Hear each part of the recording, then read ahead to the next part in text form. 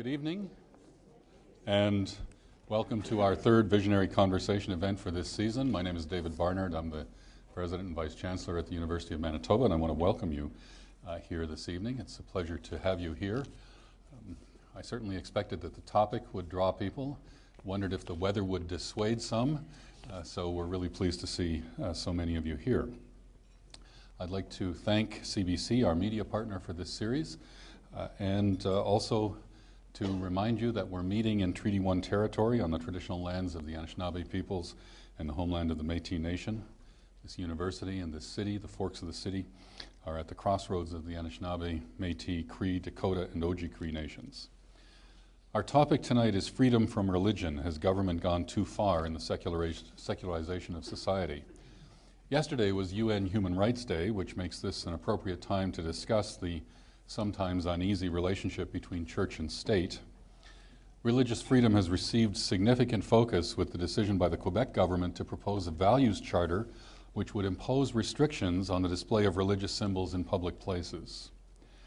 The most polarizing of these restrictions affects public employees who would be prohibited from wearing religious clothing in the workplace, including headscarves, yarmulkes, turbans, and larger than average crucifixes. We're fortunate to be led in this conversation by a distinguished panel of human rights experts from our university community. And as always, I will look to you as members of the audience for important contributions to this discussion, and your input will in fact shape the conversation. The format will be this. Each of the panelists will speak for 5 minutes to comment on tonight's discussion theme and probably to say some provocative things. And after they've spoken, we'll open the floor for comments and questions. I have colleagues who are here with wireless microphones, and they'll be circulating through the room. When it's time for comments and questions, we'll identify someone. I'd ask you to wait for the microphone because some of the material is recorded and made available later, so we'd like you not to speak until the microphones are there.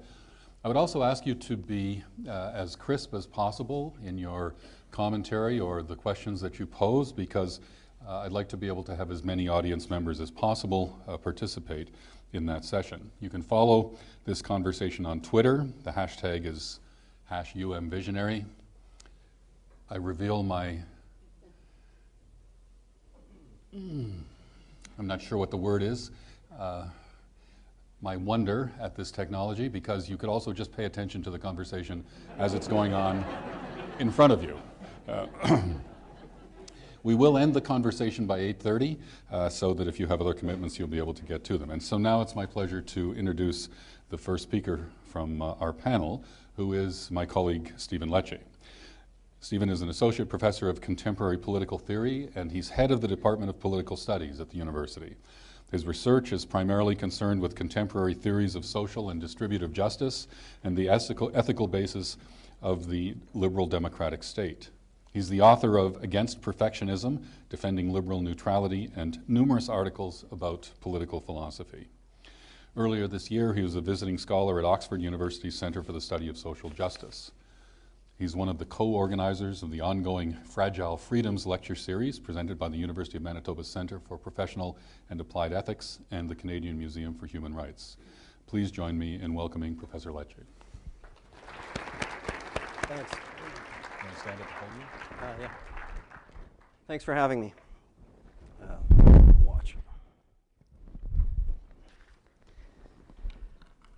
Western political theory starts roughly 2,500 years ago with Plato's Republic. And the most remarkable claim there is that there isn't anything distinctive about political morality.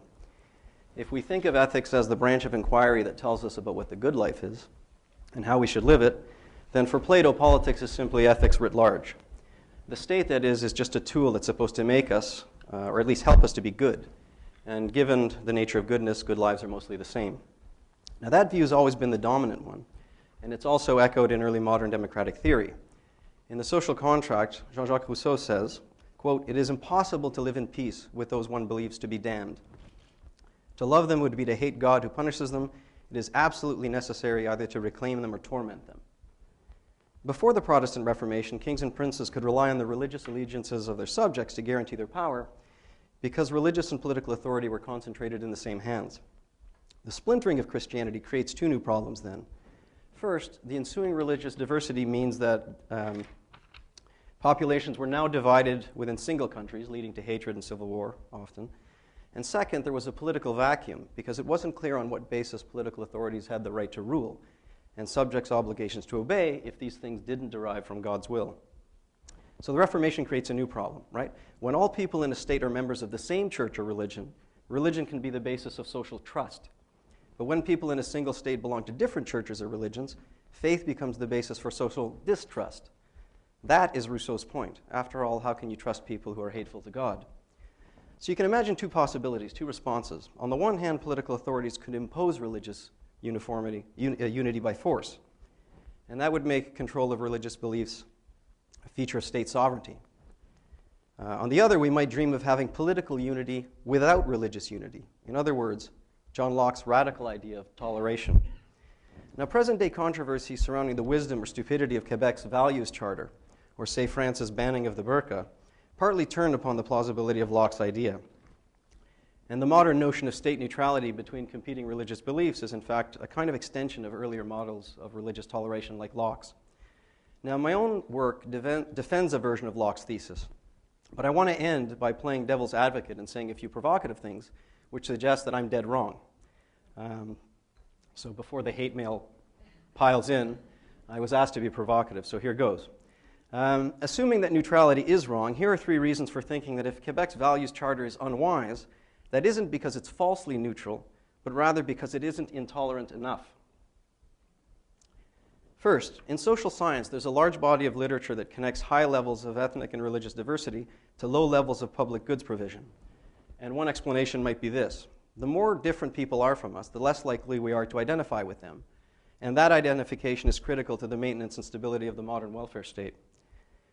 So, for example, some of the most generous systems of social provision are the Scandinavian countries, which tend to be also the most culturally and ethnically uniform. So if we care about social justice, then perhaps we should be cautious about celebrating limitless ethnic, religious, and cultural diversity. Second, radical diversity of that kind might undermine federalism, or at least challenge it, for the same reason. We need common ties to reinforce the political will that, for example, sustains transfer payments and other cooperative schemes between otherwise very different provinces, and those ties are threatened by boundless diversity, witness Western alienation, and Quebec separatism. Third, state neutrality between competing religious beliefs is sometimes justified by the need for even-handed public, quote, recognition of people's religions. Strictly speaking, there's reason to think that this is absurd, because religious beliefs have propositional content.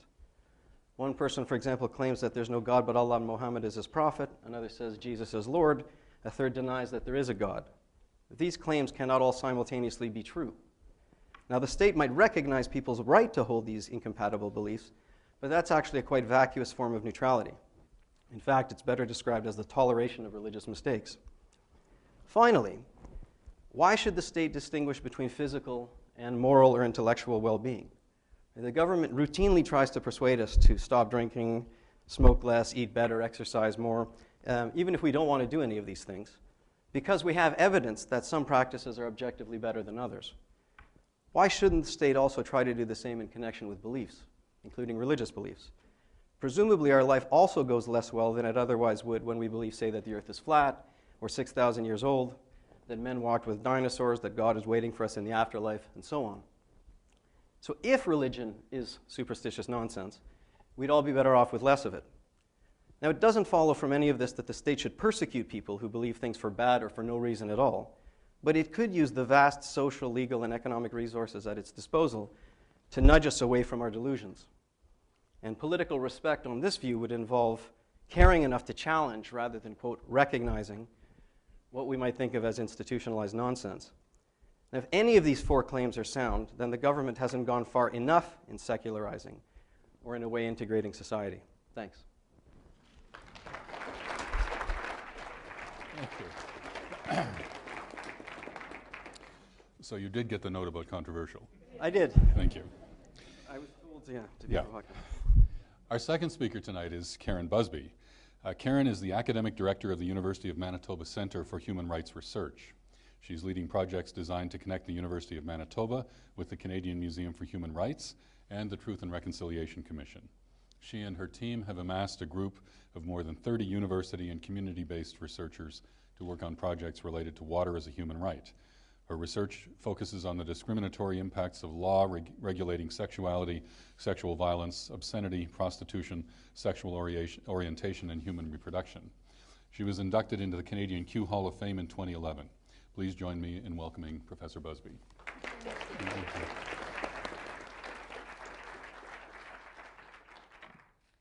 Well, it's a pleasure to be here tonight. These are always really fun events that I enjoy tremendously. Canada has a long history of laws promoting tolerance of religious difference between Protestant and Catholic minorities. On the screen is an excerpt from the Articles of Capitulation of the City of Montreal in 1760. You probably can't read it, but if you could, you would see that it protects the exercise of the Catholic religion, and it also protects clergy after the British conquest.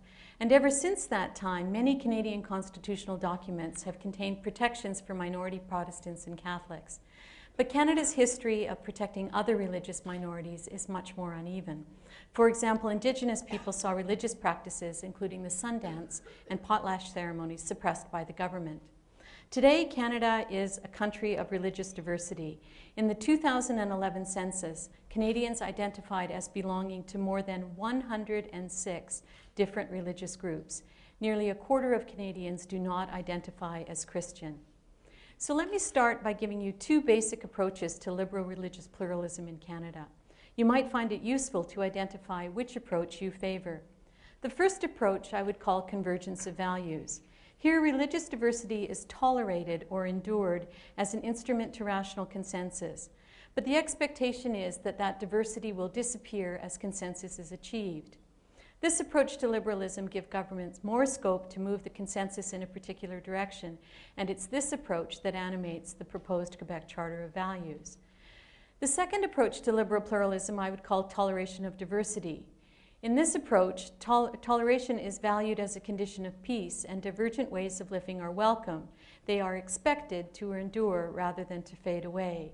And I would observe that this approach has been the dominant approach in Canada for the last 25 years. Now, I only have a short period of time, so let me take a minute to outline three basic principles of law that relate to religious freedom in Canada. And if I was giving a lecture on this in a class, it would be a 3-hour lecture, so you're getting 2 minutes. So what religious rights are protected? First of all, a religious practice is protected when a person holds a sincere belief that the particular praxis has a nexus to the divine or is experientially religious in nature. That the practice is not observed by all co-religionists is not relevant unless the opponent can demonstrate that the belief is insincere or fictitious. However, the impugned measure must interfere with the claimant's ability to act in accordance with their belief in a manner that is more than trivial. So let me just give you two examples. If a Muslim woman chooses to wear a veil because this practice brings her closer to God, her right to wear the veil is protected even if most Muslim women do not wear the veil. On the other hand, if a school board wants to introduce a mandatory course on religious pluralism, the religious rights of parents and students are not interfered with as long as the program is only about exposure to different faiths and not about indoctrination into a faith.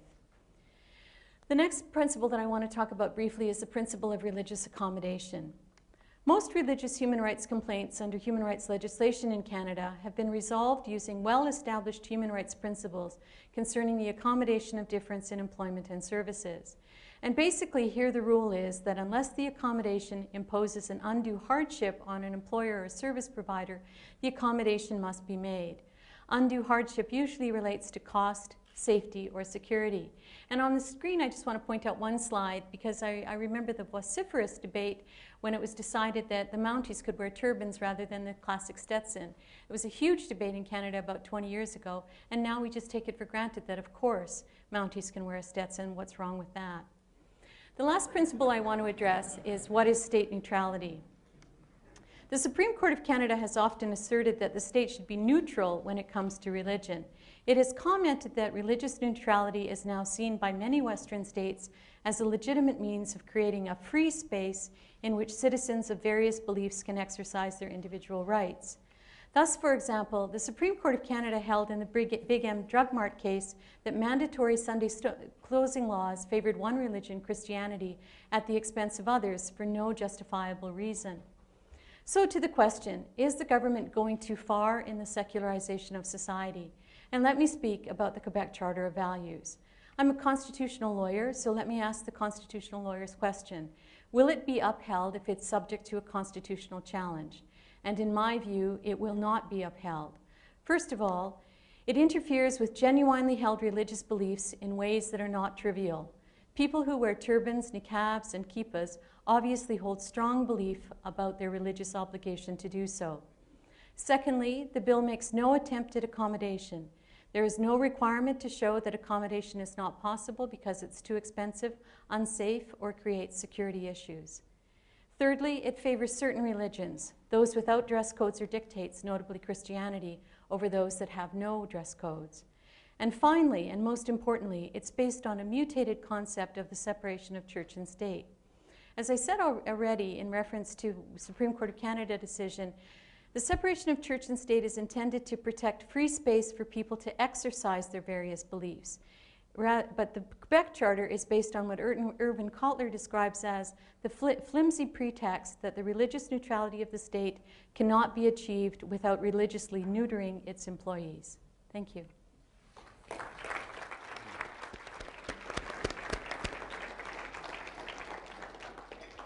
Thank you, Karen. The third and final speaker today is David Matus, who is one of Canada's most widely known and highly regarded civil rights advocates and a University of Manitoba alumnus. David earned his BA at U of M before going on to Princeton to earn an MA. He then attended Oxford, where he earned a Bachelor of Arts in Jurisprudence and a Bachelor of Civil Law. He returned to Winnipeg and began a practice focusing on refugee, immigration, and human rights law that's now into its fourth decade.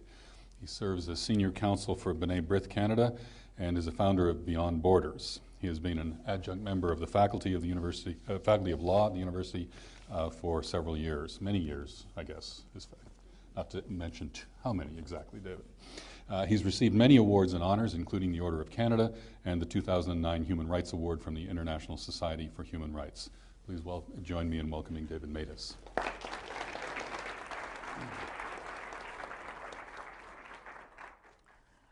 Thank you very much. The topic we're talking about is government going too far in secularization of society. Reminds us that we can have both too much secularism and too little. Non-democratic governments can go too far and do go too far in both directions. Both secularism and religion are used in non-democratic governments as tools to keep criminal organizations in power. In non-democratic states, both faith and secularism become ideologies for gangsters, thugs, and murderers. We see the abuse of religion in a theocratic state like Iran, where religion becomes a tool of repression against all other beliefs as well as non-believers.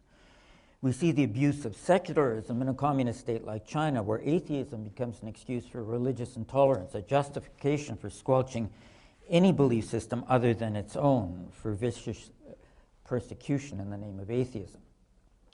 In both theocratic and atheistic non-democratic states, the ultimate belief which the rulers are attempting to enforce is the belief in the right of the oppressors to remain where they are. Even in democratic states, governments can go too far, and in many instances have gone too far, attempting to appeal to bigotry as an electoral strategy. Again, this happens in both directions. Religious intolerance can be intolerance of religion as much as intolerance by the religious. Freedom of religion can clash with other human rights values. No human rights value is absolute, and each has to be balanced off against other human rights or the human rights of others. And in Canada, freedom of religious expression often comes up against other values, and the courts have dealt with the clashes in a number of cases, and some of them which I've participated in. In one case that I was involved in, there was the question of a sukkah, a symbolic shelter built during a Jewish autumn holiday, and the question was, could it be built on the balcony of a condominium, despite a condominium agreement arguably to the contrary? And the court said yes, it could and should. There should be freedom of religion allowing it. Another case was a case of a driver's license. Hutterites were required to have photos on their driver's license despite their religious objections, and that requirement was upheld by the courts. The wearing of the niqab, which covers the face, has raised balancing issues in a number of contexts. One of them was a court case which was balancing the right to fair trial of the accused against the right to freedom of religion of a niqab-wearing witness. There was a case that came up, again in a Jewish context, about divorce law. Under Orthodox Jewish law, a couple can be divorced only if the man gives his consent. The couple had entered into agreement before marriage saying that the man would give his consent if there was a civil divorce, and then the couple did get civilly divorced and the man refused his consent. The woman went to court for damages, and damages were upheld by the Supreme Court. There was the issue of passports. Again, another case I was involved in. At one time, Canada allowed anybody to have as their country of birth the country that they wanted. And there was a number of Croatians from Yugoslavia that wanted Croatia as their country of birth. So Canada changed its policy and said that they would only accept designated countries as countries of birth. Somebody I went to court for tried to get Jerusalem, Israel as his country of birth and was unsuccessful because it wasn't on the designated list. He argued freedom of religion, and the court said that the guarantee of freedom of religion was not violated because the person, Mr. Veffer, was free to believe whatever he wanted, whatever the passport said about his place of birth. Whatever one can say about these controversies, and they've gone in both directions, as you can see, the issue has not been secularism as such. It's been the justifications, both for and against, have lied elsewhere. It's been communication, security, verifiability, identification. The issues have arisen in an international democratic context in other states. Rwanda, for instance, prevents now identification, whether you're a Tutsi or Hutu, as a basis for trying. It's a consequence after the genocide of trying to reconcile society. And one could understand similar requirements in perhaps Northern Ireland about Protestants and Catholics, or the former Yugoslavia about ethnic identity, simply as a matter of trying to soften or get over past conflicts. But that, of course, is not the Canadian context. And I certainly disagree, as Karen Busby did, with the Quebec Charter, which is proposing secularism as a value in itself and prevents the wearing of religious symbols simply because of that. The justification the bill gives is religious neutrality, but it is not neutral. Secularism is itself an ism. It is an ideology like any other. As a belief system, it is entitled to respect, but no more respect than any other belief. Elevating it into a belief endorsed by the state gives it a status it is not entitled to have. The human rights purpose of secularism is to prevent the state from showing preference for one belief over another. However, secularism, which represses the expression of belief, turns the principle of neutrality on its head. Repression of the expression of religious belief in public officials is secularism gone mad. Thank you very much. Thank you, David. Thank you, David, and thanks to all of the panelists. So this brings us to the part of the evening from now until the end of our time together, when I would look to you for comments and questions and interaction with the panelists. So who would like to begin? And I know many people by name in the audience. I will have no difficulty finding participants. So here's one here.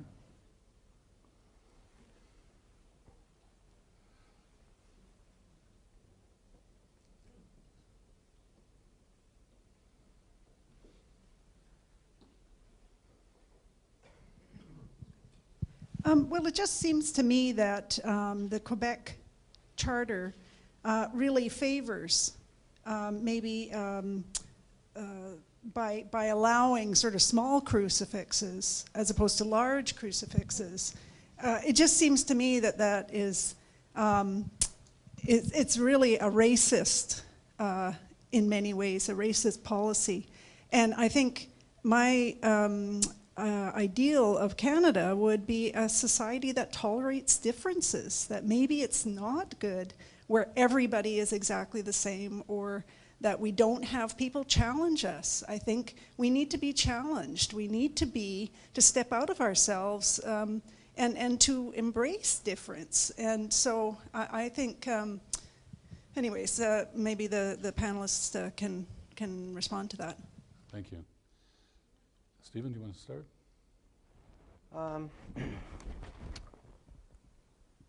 I would agree with you in connection with the value of diversity and pluralism as a challenge. In fact, as you probably gathered from my talk, I referenced a number of great political thinkers.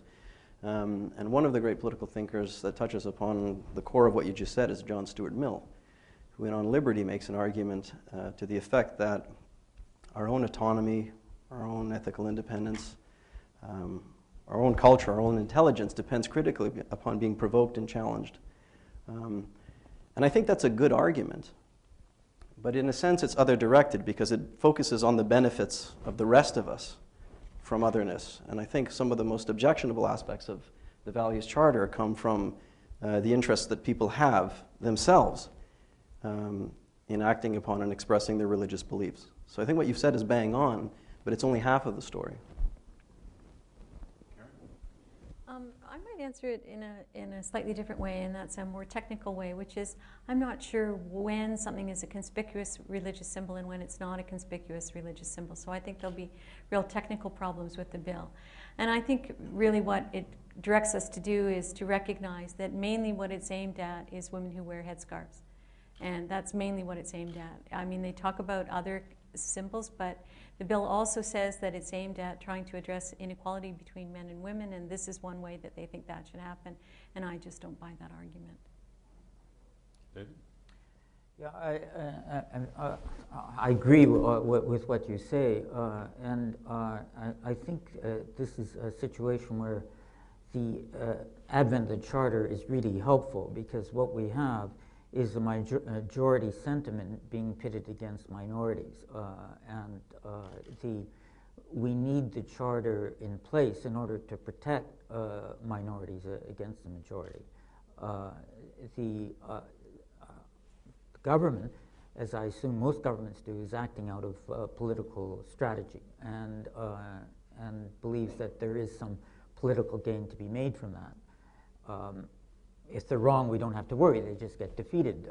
But if they're right, there is cause for worry. And in that situation, we need the defense of the Charter. In terms of government service itself, I can't see how government service is enhanced by this sort of law. There are contexts where it might be, as I indicated, in Rwanda or Northern Ireland or so on, where you might really question the neutrality of the servants giving you the service if they identify with one cause in a situation where there's a lot of factionalism. But that's not the case in Canada. It's not the case in Quebec. And so I don't see any practical value in this legislation. Thank you. Up here? Thank you. David mentioned intolerance by the religious. And I'm just wondering, first, could you define intolerance? And then define what you mean by intolerance by the religious? And how does secularization define right and wrong based on the definition of intolerance? Is that... So define intolerance, what your understanding of intolerance is, and then... Because you say intolerance by the religious, that's a loaded statement. So I'm just wondering, what do you mean by intolerance by the religious? Well, I'm talking about it in the political legal context, where the power of the state is used. Well, I wrote a much longer paper, as you may have gathered as I was running through it, and I developed this kind of 8-part analysis, what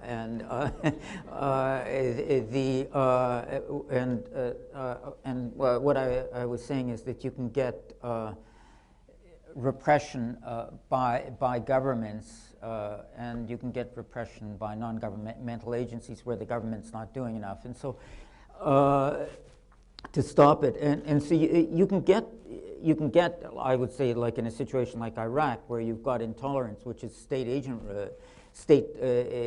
agency intolerance, where contrary beliefs are simply repressed. I suppose in the Iranian context, I mean, there's lots of repression, even amongst traditional components of the Islam religion, because the Iranian regime is Shiite, so they will repress Sunnis, but they're particularly bad on the Baha'is because they see this as a perversion of Islam. And so in that context, I mean, intolerance is very easy to identify because people can be executed simply for their beliefs, for practicing their beliefs.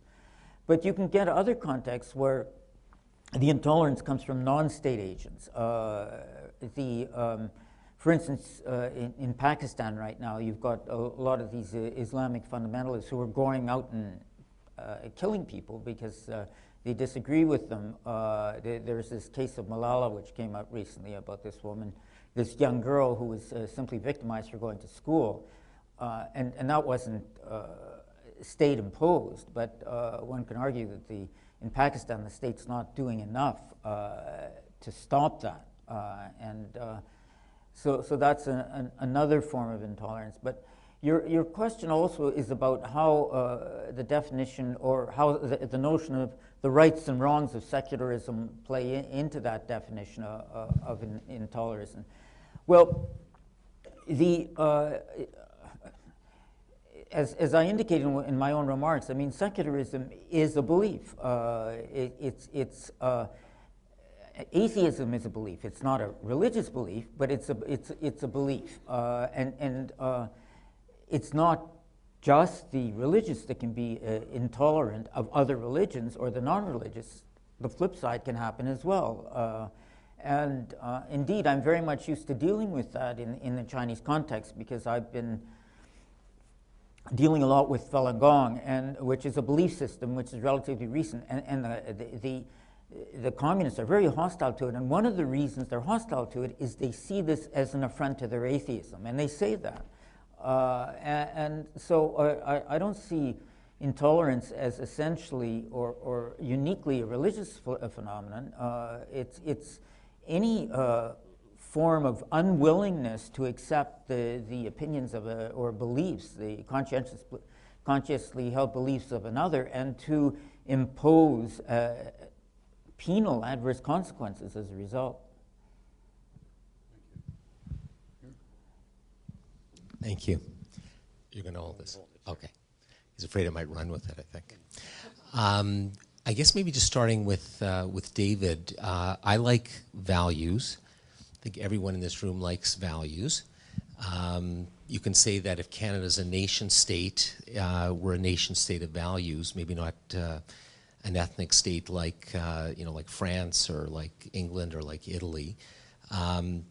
Could it be argued that the Charter of Values, which on the face of it, appeals to us, just the idea of it is in fact a charter of bad values, that there may be room for, just like the Charter of Rights and Freedoms contains a lot of our values in the sense of recognizing our rights to free speech, to assemble, freedom of conscience, etc., limited only by free and democratic society or reasonable limits, democracy, etc. So I guess my question is, should we be against a charter of values, recognizing those values, or is it just a case here of Quebec has decided to assert the wrong values?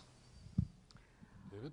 Well, when you look at the title of the bill, it's got a relatively long title, but I remember the word secularism and being in it, and Yes, well, here it is.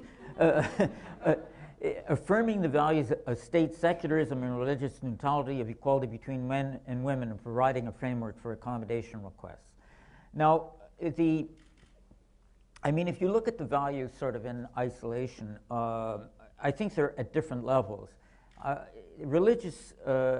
Equality is a charter value.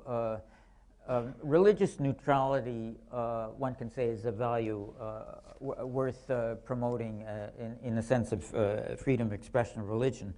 Accommodation requests sort of fits into religious neutrality. Secularism, though, I think is given a status in the bill it doesn't deserve. There is a value of secularism, but secularism is not a human right. You don't find it in the international human rights instruments. You don't find it in the Canadian Charter of Rights and Freedoms. And the bill and the drafters of the bill seem to equate religious neutrality and secularism, and they're not. It's a false equation because true neutrality requires a neutrality between faith and secularism, and by the asserting secularism in the bill as a value and equating it with religious neutrality, it's falsifying the concept of neutrality. And to me, it strikes me as a kind of maybe purposeful intellectual confusion, or an intellectual sleight of hand that is claiming to be neutral when it's not. I wouldn't say secularism is bad. I wouldn't say it's a wrong value. It's just given a higher status than it deserves. Stephen? I guess my view is perhaps slightly different from David's. I think of true neutrality or genuine neutrality as in connection with the justification of state power in light of what I would call distinctively political values, like freedom, like equality, gender equality, equal economic opportunities, and so forth. And I'd like to see the state limit its action, especially its coercive action, to those kinds of values. I sometimes worry about privileging religious beliefs and distinguishing them from other kinds of ethical beliefs that are central to people's lives. Because one of the reasons, presumably, for valuing religious freedoms is because of how central religion is to many people's sense of self and their agency in the world and how they understand their relation to the world and to other people in the society. But of course, there's nothing distinctive about that. Lots of people have values, ethical values, that are central in that way. Anti-consumerist values, Marxist values, feminist values. So if we're really interested in state neutrality between competing ethical ideals, including religious ideals, I don't think we ought to single out religion for special treatment, as though if you have some sort of conscientious objection to something and you want an accommodation, more weight should be given to you or to your claims because they're religious. That's what I worry about. Thank you. Question up here. Very nice presentation so far. My question was in response to something that Professor Busby said, which regarded the difference between exposure and indoctrination. Because in some ways, in Canada and the United States, and Western societies, we've been indoctrinated with the thoughts that from, say, like Kantian philosophy. We've been influenced by Nietzsche and other thinkers of that nature. Yet in other places where they weren't exposed to that kind of philosophy, they're indoctrinated with religious beliefs or other kinds of beliefs, and then they're exposed to our beliefs when they come here, versus us when, say, if I went to Morocco or I went to an Islamic country or a specifically Christian nation, I could be exposed to them. So what's kind of the difference between the two? Well, what I was specifically talking about was a case from the Supreme Court of Canada on whether or not the Quebec government, interestingly enough, they did something that was very different from the Quebec Charter of Values.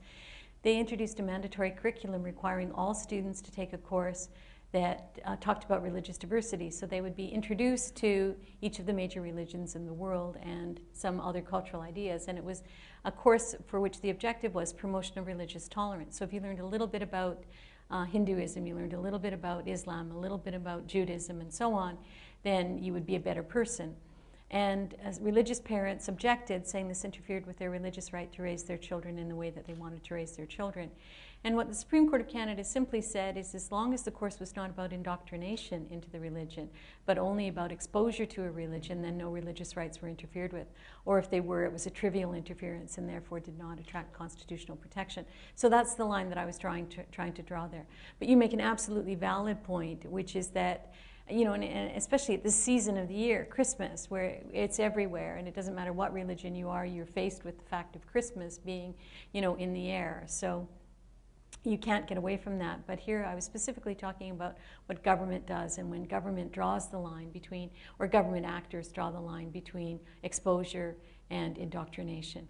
And having said that, I would just mention that there still is a big issue in Canadian schools, for example, with school prayer.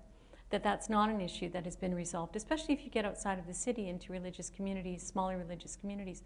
Religious prayer is still a way, a Christian religious prayer is still a way in which many schools open their day, and it's a problem for students that don't come from Christian backgrounds, and yet and that I would call indoctrination. Prayer is clearly about indoctrination, not simply about exposure, and that remains a problem that's yet to be fully addressed in Canada.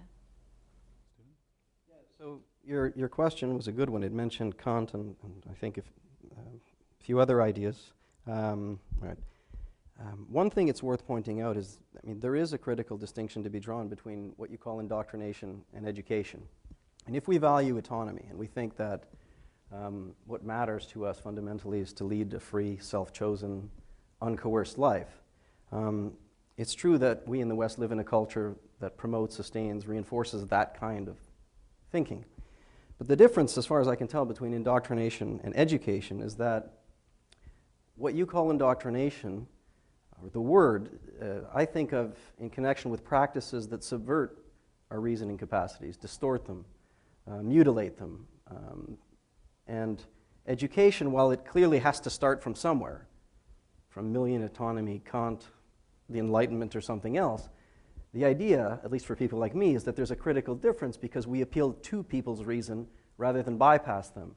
And the idea is that wherever we start, right, we should end up in a place, whether it's the same place or not, as a result of a kind of open-minded, skeptical, critical, inquisitive attitude. And indoctrination is designed specifically to subvert that ethos. The really true kernel of your question is that nobody approaches anything from a value-free perspective, but there's a clear difference between some of the ways we can move from one set of values to another and other kinds. Thank you. Back. Thanks. Thank you. I always enjoy these presentations. A brief general point, a brief specific point, and then a brief question. The general point, I would suggest that being without religion is no more a belief than being a philosopher or being a sociologist. This is the point about atheism. Another point, acceptance is a higher state than tolerance, and tolerance may be diminished if it's set too high. And now my question is, how much tolerance should a society accept? And just to lead the point, I'm thinking of a clitorectomy, for example. Certainly no one in this room would accept that, I would imagine, going out on a limb, I don't know, would accept that practice. So that sets up the question about how much tolerance to have. Who would like to address that? Karen? First of all, I think when we talk about female genital mutilation, there's no religion, to the best of my knowledge, that actually insists that that's a mandated religious practice. My understanding is that when you're involved with genital cutting for girls, that's a cultural practice, not a religious practice. So I think that's the first point to make. And I started by saying that religious practices are protected when they're mandated. But having said that, when we do the analysis from a constitutional perspective, you start with, is there a religious right that's protected? And the example you've given isn't a protected religious right, but something else might be a protected religious right, say male circumcision amongst, as required by Judaism. And then you turn to the question of whether or not this is justifiable in a free and democratic society, and then you'd go through a whole analysis there of whether or not you can justify it. And that one I think actually could be a trickier one to justify. Stephen? I just wanted to say something about the idea of tolerance, which keeps coming up. Right? What does it mean to be tolerant? It means feeling strongly about something, having an objection to something or someone, behavior or practices, having the power to do something about it, and yet for some reason restraining yourself and not interfering with it. That idea as a political practice, as I mentioned in my brief talk, comes from Locke and the Enlightenment. It's fairly popular today, at least in the kind of fields that I work in, to say that that Enlightenment ideal of tolerance should be transcended, that we should move towards recognition, because after all, if we're tolerating people, we're still objecting to them in the first place. And in connection with lots of beliefs and practices, there are no reasonable grounds for doing that at all. And what we want is to recognize people, right? And accommodation is often based on that ground. And I'm of two minds about this. On the one hand, I understand the impulse, right, wanting to transcend the rhetoric and the practice of tolerance. But on the other, the idea of state-mandated recognition of pluralism, including religious pluralism and difference, is actually a kind of violation of freedom of conscience. Because you can't recognize beliefs that conflict fundamentally with what you believe. And if your state recognizes those beliefs, it's giving an official imprint or endorsement of stuff that you reject. So the point of this is simply to challenge a conventional wisdom these days, which that toleration in and of itself is entirely objectionable. And in many ways, simply being tolerant as a society would be an achievement. I doubt we're even there yet. Recognition is a good thing, but toleration would be quite all right to begin with. Thank you. Up here? Well, thank you. This has been really interesting. I wanted to pick up a bit on something that Stephen said about different beliefs that are non-religious. And it's important to remember that the Charter, the section of the Charter that we're talking about, protects freedom of conscience and religion. And I think you're right in pointing that out as an area that we haven't really developed. I think there's lots of thinking around the need to protect conscientiously held beliefs that are non-religious, like ethical beliefs around the environment, or as you said, socialism, or some other kinds of beliefs that, political beliefs, for example. And those are protected in our laws, but we just simply have not got the law, like the law hasn't really developed in that area. And I did some research on this recently, and the only case I could find where there was a significant decision on this is a prisoner who was able to claim freedom of conscience in vegetarianism as a belief that he had, in order to get a meal that religious vegetarians got. So if you had so they'd already done the accommodation for religion. They weren't even going to do it for someone who didn't have a religious belief, and he had to go to court, and he actually is self-represented, and it's an amazing case, actually, if anyone's interested. And that's the only one I could find. And so I actually think there's a real need to develop our thinking on freedom of conscience and what are the limits of that, because it can be tricky where it comes up against, and some of the cases have been taxes, for example, people objecting to paying taxes because they don't support abortion or whatever. But does anyone have any thoughts on what should be, some the role of freedom of conscience more as a legal right, and where we might go with that? The issue does come up in the area of law that I work in refugee law, because you can be recognized as a refugee if you're a conscientious objector, and yet you are being drafted to work in the military, and there's no alternative service, and there are some countries like that. And your conscientious objection doesn't have to be religious. I mean, it could just be, I don't believe in war. And there are some people who are like that without any religious foundation say that. And there is as much entitled to refugee protection in those contexts as people who have that conscientious objection out of a religious foundation. Other contexts where it will arise, I don't know. But we have had some conscientious objectors, even from the United States, who've objected to, and even though the United States has a volunteer army, once you're in, you can't get out, so to speak, so the issue has had some litigation history here in Canada. Any other comments? Chris? For the submission so far, my question is fused with a comment which is part of what has been mentioned earlier. It is often assumed that religious rights are protected in a democracy, and that dictatorships don't always support the rights of minorities. But I want to ask to what extent this is true. For instance, in a country where Christianity or Islam is the dominant religion, to what extent is the right of a minority protected? Because if elections are conducted, chances are only Christian or mostly Christian representatives would be elected.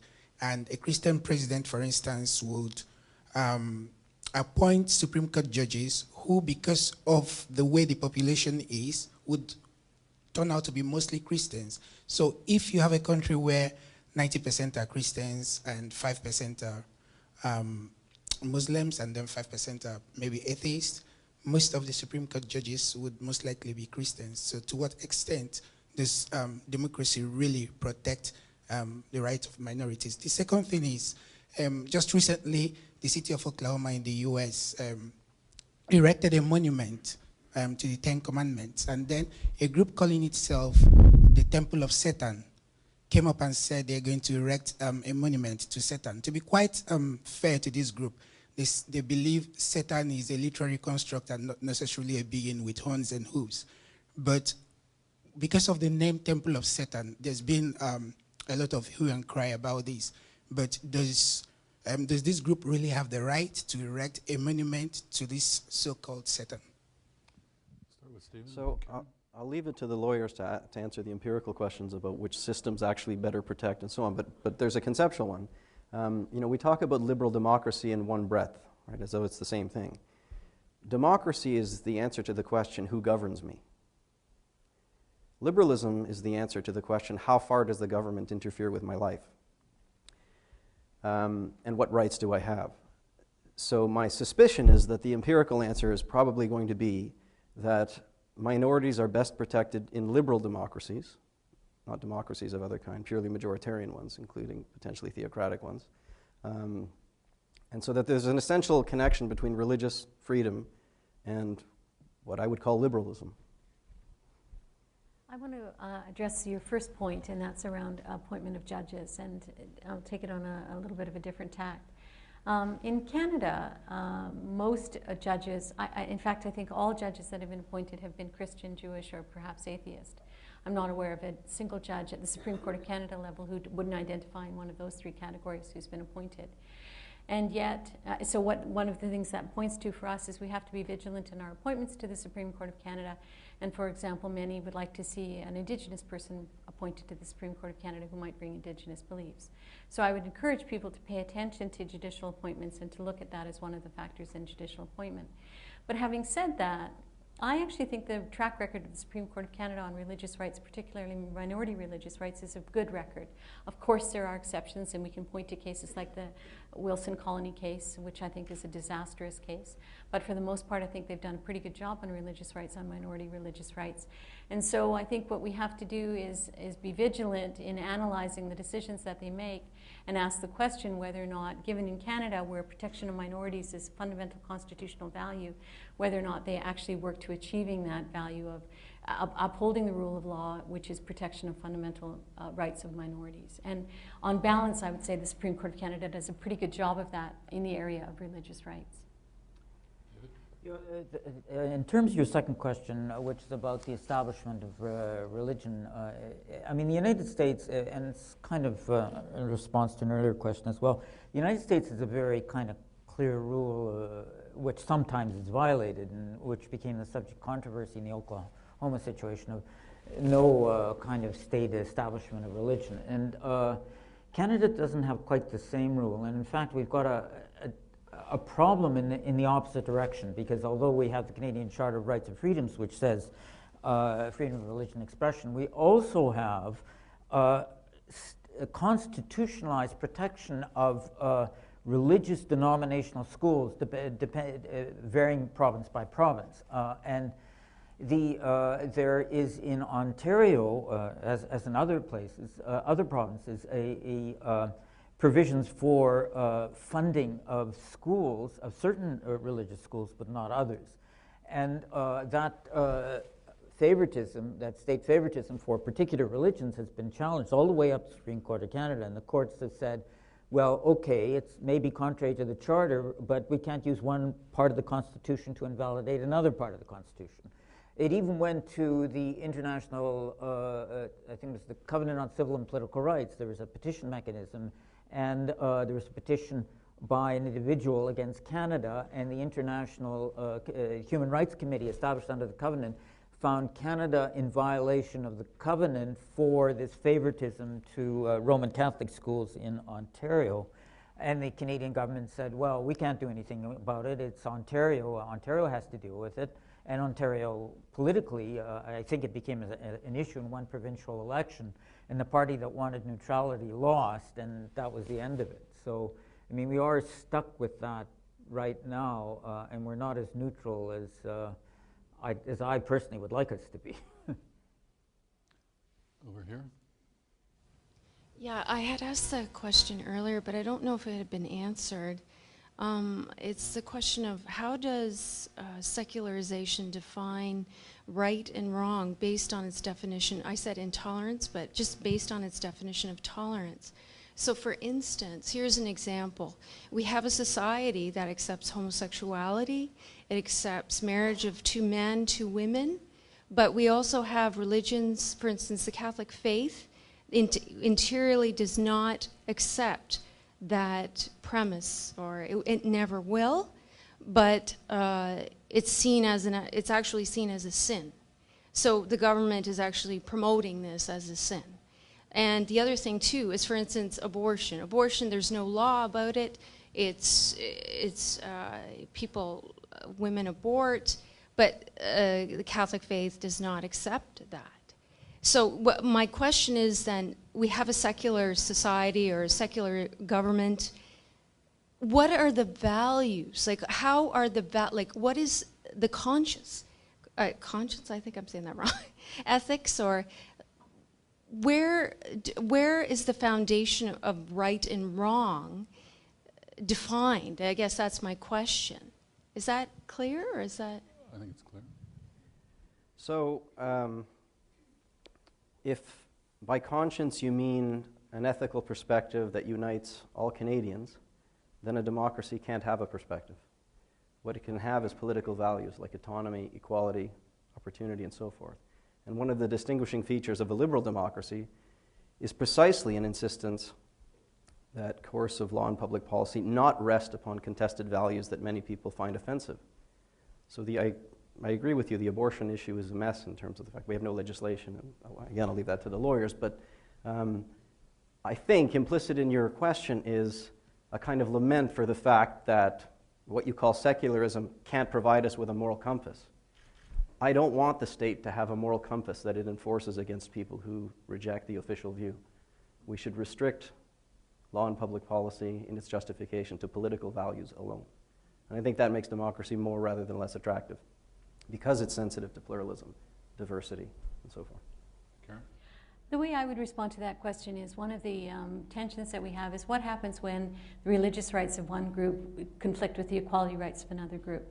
So, for example, you raised the issue of same-sex marriage.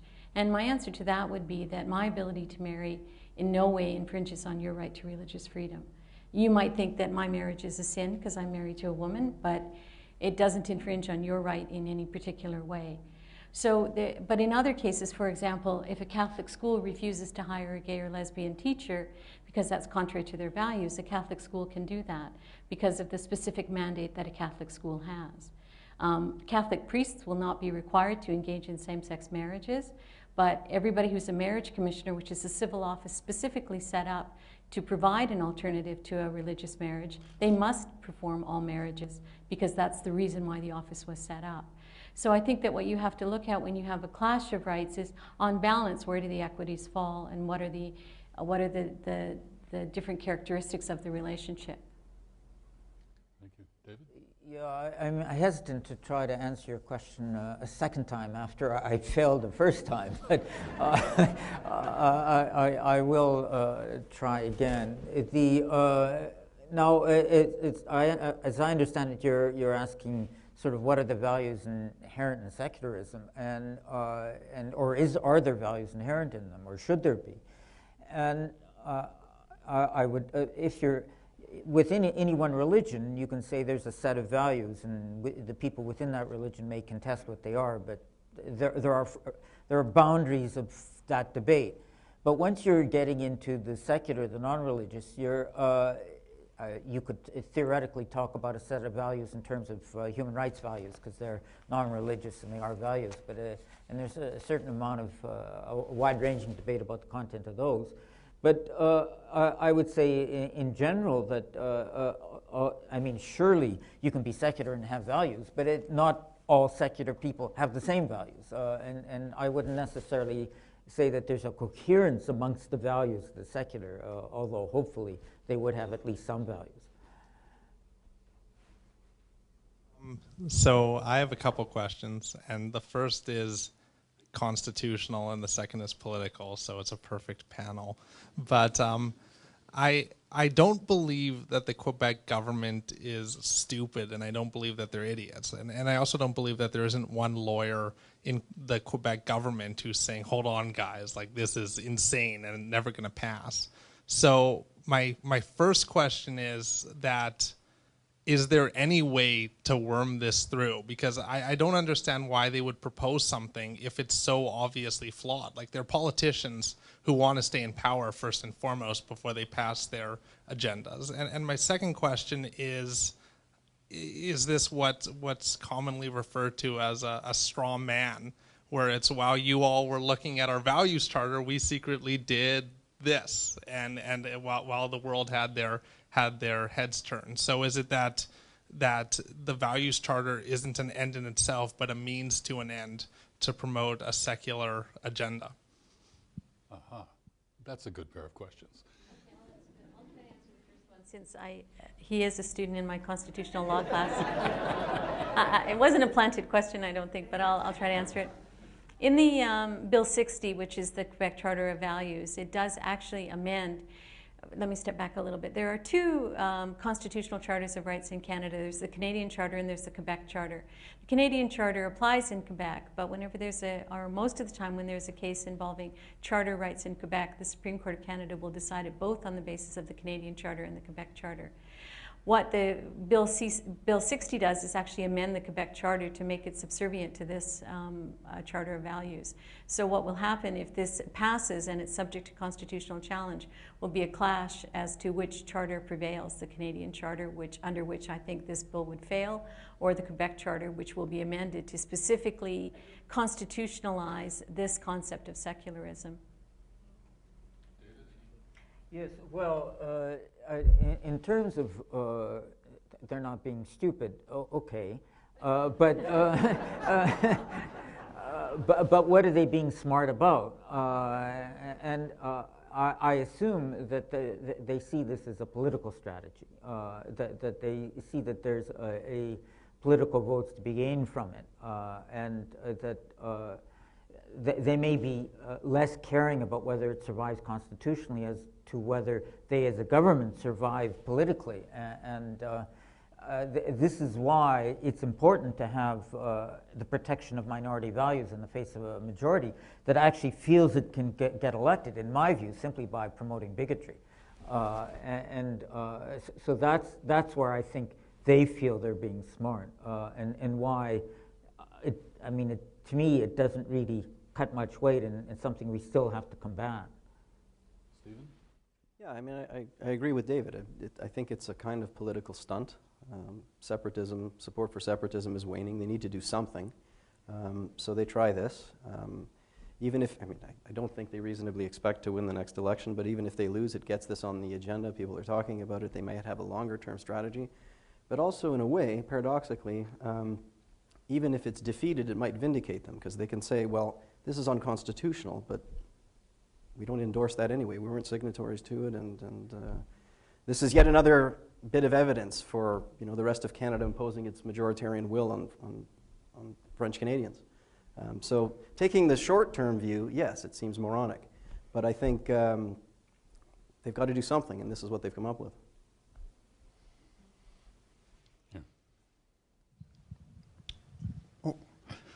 Yeah, I see some some irony here. The word tolerance and intolerance has been used quite often.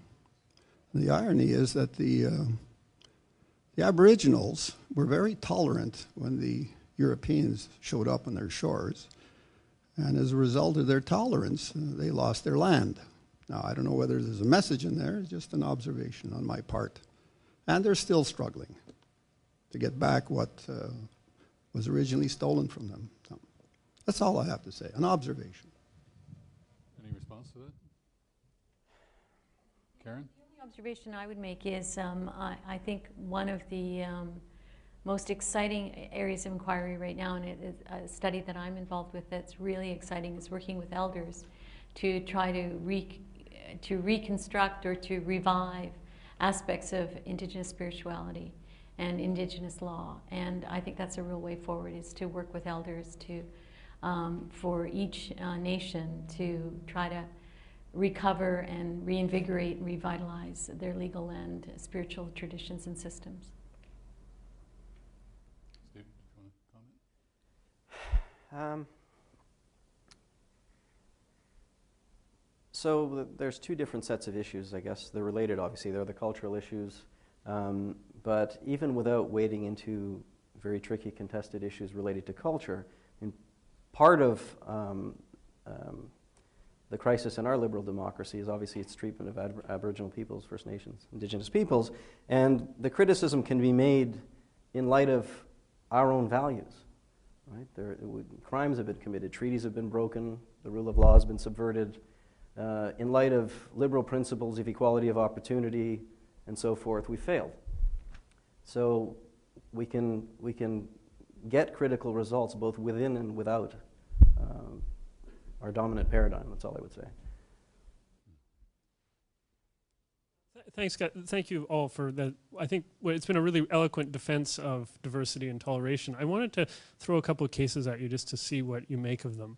There's some cases in the United States where pharmacists are refusing to provide birth control to women because they feel it violates their religious belief, and employers who don't want to provide insurance plans that cover birth control because, again, it violates their religious beliefs.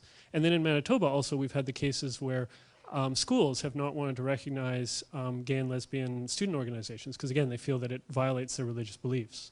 And I just wonder how you negotiate in those kinds of hard cases, toleration and what seems like equity claims or equal rights claims. Karen? My first response would be schools don't have religious rights. People have religious rights. And I mean, the classic answer to gay-straight alliances in schools is all that schools are required to do, and schools don't have religious rights, is create an opportunity for students to form those clubs if that's what they want to do. And again, it in no way infringes on anybody else's religious rights if what you do is provide an opportunity for students to come together in a gay-straight alliance. So that would be one of the situations where the equities favor supporting the club rather than not supporting the club, in my view. One of the other things I just want to mention, because it keeps coming back to me as we talk about toleration, is the Supreme Court of Canada doesn't actually require toleration. There was a case this last year called Watcott before the Supreme Court of Canada. And Mr. Watcott published pamphlets that could only be described as hateful of LGBT people. And he thought that he had a religious mandate to publish these pamphlets. And it was based on verses from Leviticus and so on that basically said, kill homosexuals. So he published these pamphlets, and he said that he had a religious obligation to speak out against homosexuality. And he faced a complaint under Saskatchewan's Human Rights Code, so not a criminal complaint, but a human rights complaint. And the Supreme Court of Canada struck down aspects of the Saskatchewan law. It upheld the law that said if you promote hatred, then you're violating a human rights code. But if all you're doing is subjecting someone to ridicule or to demeanment, then that's not enough. And the court struck down the part of the law that said if you're subjecting someone to ridicule, then then the speech can be suppressed.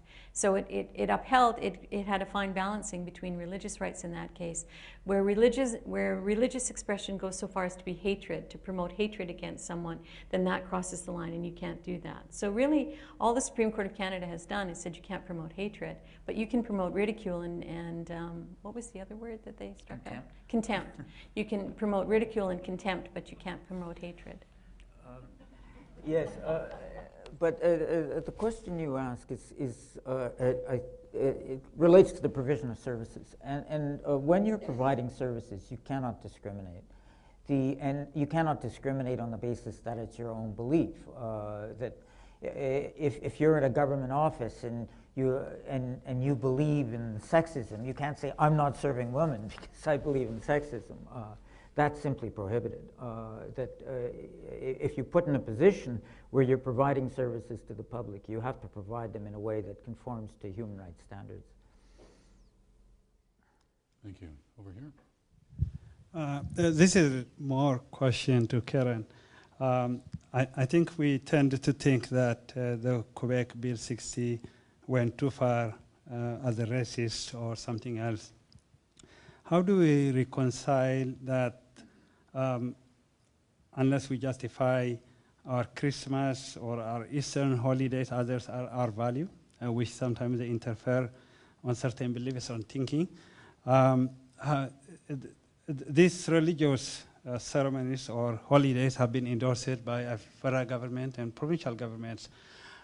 Looking back to that one, then perhaps the Bill 60 went a little far to get political agenda. But I see on the same level, perhaps they went a little far, but I see on the same level. So how do we reconcile that one, that we are secular? I'm not quite sure I follow the question. What I meant is that as a federal government or provincial government, we try to celebrate holidays based on religion. And that is enforced across the board, across. Yeah. But at the same time, the Quebec government went with Bill 60. Perhaps they went a little far, but when you see it across the board, wouldn't be the same.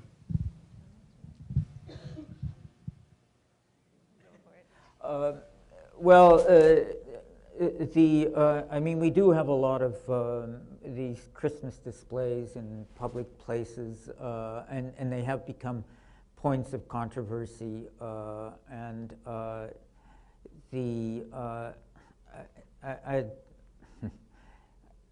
you're saying that I gather that just your question is that there is this kind of favoritism through these and in a North American context, we see it mostly a celebration of Christian holidays, and it's kind of a favoritism towards Christianity, and you see Bill 60 is maybe a response to that, an overbroad response, but some sort of response. Well, I'm not sure that that's where Bill C-60 is coming from. I don't think it's in fact, they're trying to preserve some Christian symbols at the same time as they enact Bill C-60, justifying it as tradition as opposed to religion. I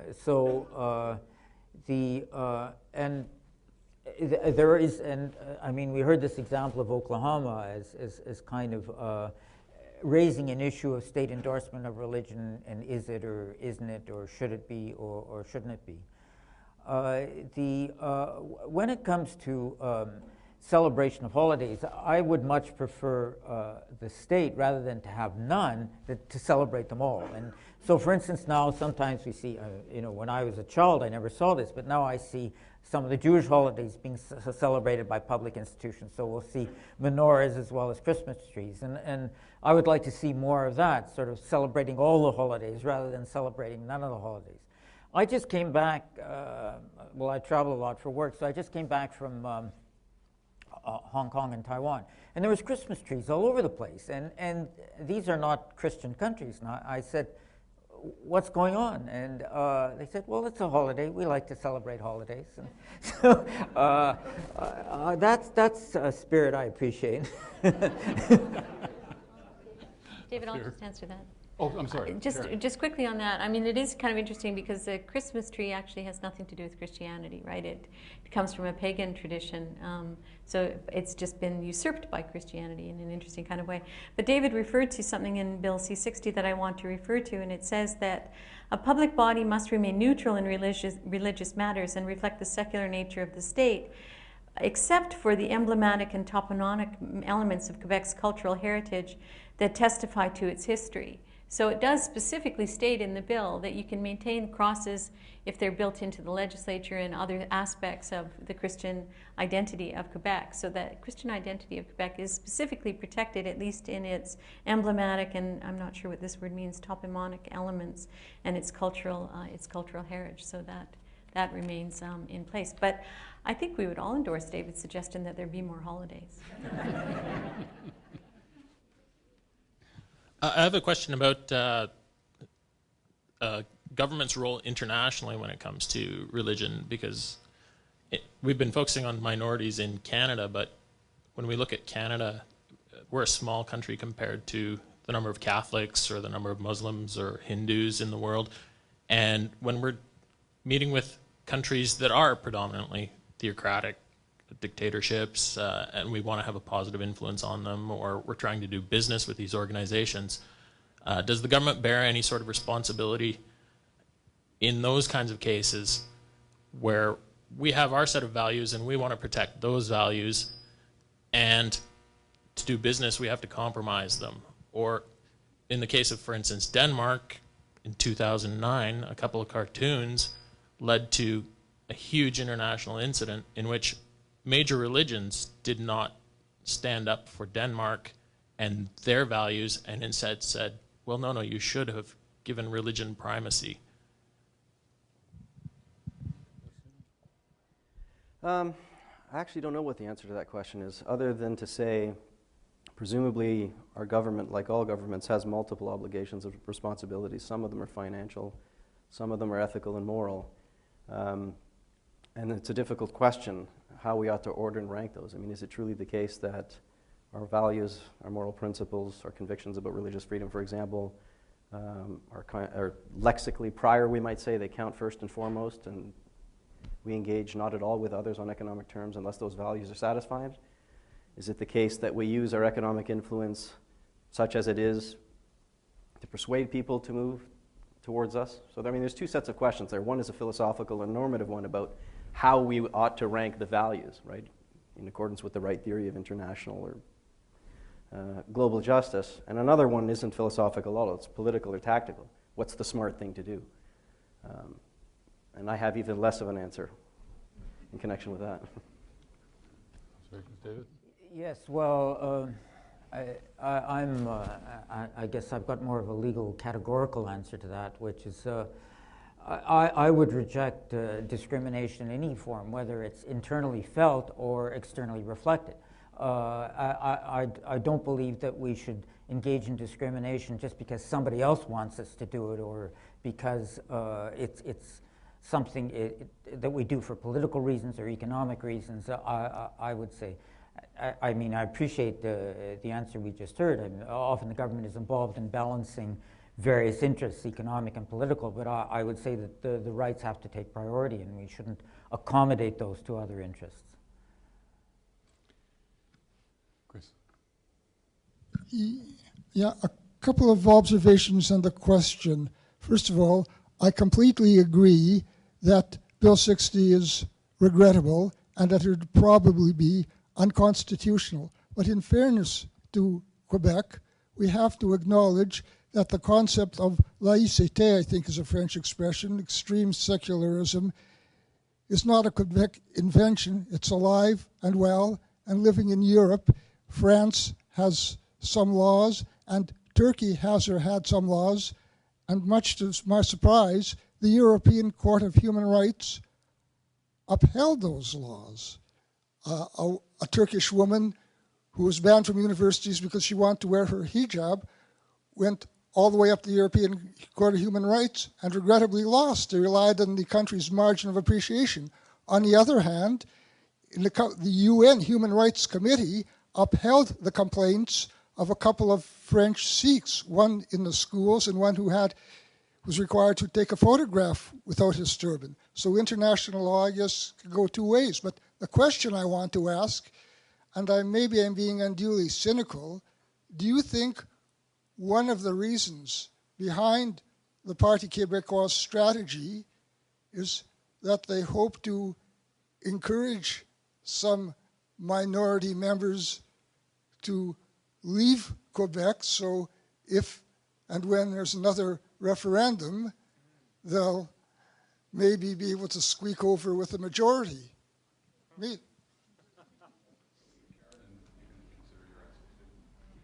I want to just address the first part of Eddie's statement, and that is that the concept of laicity in Quebec. That's never been a concept that Quebec has embraced. That's something new to Quebec. And the major cases that have gone to the Supreme Court of Canada on religious rights have all come out of Quebec. Malatani, SL, Absalom, I think even Brooker was out of Quebec. And the Quebec government didn't in those cases argue against the religious freedoms that were sought in those cases. As far as I know, they embraced the religious freedoms that were sought in those cases. So it's a new concept in Quebec. It doesn't have any kind of history or purchase in Quebec. This is a new idea in Quebec, in my view. I think that one has to look in each of these countries to the historical context. I mentioned in my remarks about Rwanda, and I hypothesized about Yugoslavia and Northern Ireland. And we've got very different contexts in Turkey, in France. I mean, Turkey, this whole idea of secularism in Turkey is Kemalism, Kemal Ataturk, after the Ottoman Empire, and the Ottoman Empire was very religiously based, and he tried to set up something that was separate from that as a way of breaking away from that. In France, I mean, we've got a very old constitution there, and before, I mean, before that there was 100 Years' War, which was basically Catholics and Protestants battling against each other. So there's this kind of attempt to, this history of attempt to escape religious problems that have developed these doctrines in France and Turkey, and as Karen says, it just doesn't exist in Quebec. It comes out of nowhere in Quebec, and it comes out of a political strategy. It maybe comes out of some vestige of copying France, but I think it doesn't have the justification it has in France and Turkey, and therefore it has, in my view, no justification at all. Stephen, did you want to talk about that? Just a brief observation, I think I mentioned it to you before we started, that in many ways the Values Charter, to me anyway, seems to be a product of Quebec nationalists' own success. For years and years and years, the French-Canadian majority was obsessed with their linguistic survival, and they introduced a number of legislative measures to protect that. One of the things they managed to secure was a unique status among provinces to control their own immigration. Right? No other province, as far as I can tell, can do that. Well, it succeeded. Well, where do French immigrants come from? They come from Haiti, they come from North Africa, and there are plenty of them in Quebec now. Well, they're not worried about the Haitians. Right? I mean, given the distinction between the symbols that we saw on your slides, I mean, it's as far as I can tell, this is essentially targeting Muslims. As a political stunt, for all of the reasons that we talked about before, I won't rehearse them again, but that's what they're struggling with now. They've been incredibly successful at controlling their immigration for linguistic purposes, but it's created this byproduct of religious diversity that's a challenge to not secularism, because as you mentioned, there's no real history of secularism in the province, but potentially a kind of Catholicism. All right, we'll just take one more question here and one more here, and then we're done.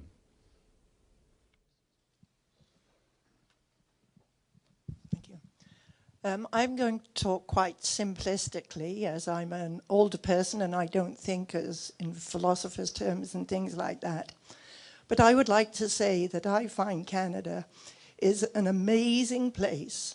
When I look around the room and I find so many countries here, I would love to be able to come and talk to you all and find out where you've come from and how you've lived. What I think that people who join our community, and obviously I've come from England, when you come to a new country like ours, You have to accept that the values you may have are going to be different from a lot of us. But what will hold sway is the laws of the country and the province. And if anything you do is contrary to those laws, then you will be punished. Otherwise, welcome.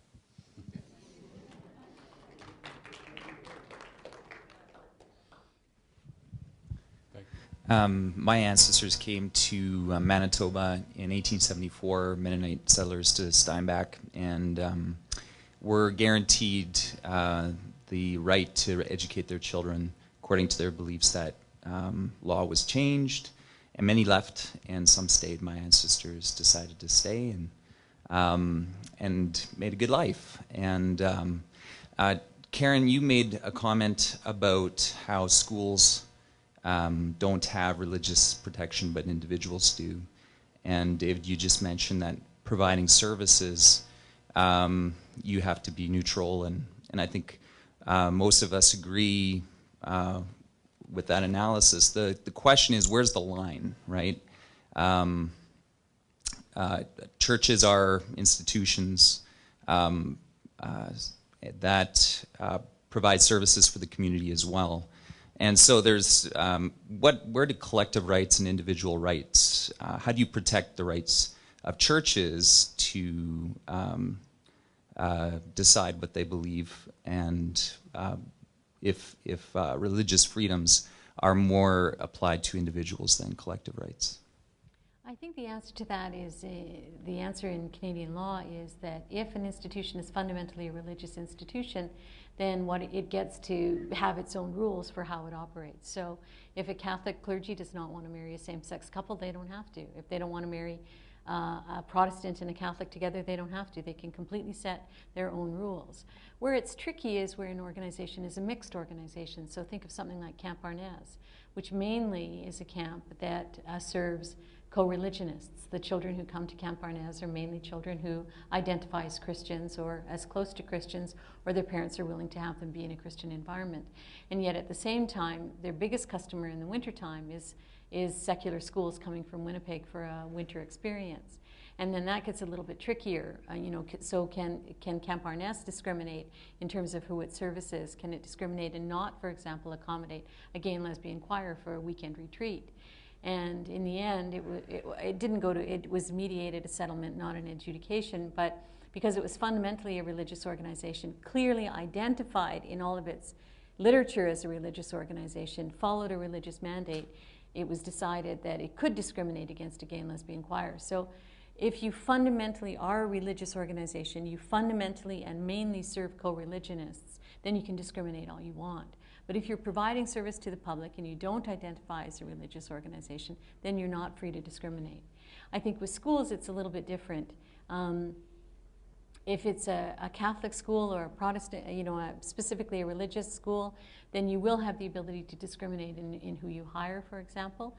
But on the GSA question, the decision was made that even within religious schools, there has to be opportunities for LGBT students to meet together along with straight allies in order to more fully explore identity and discrimination.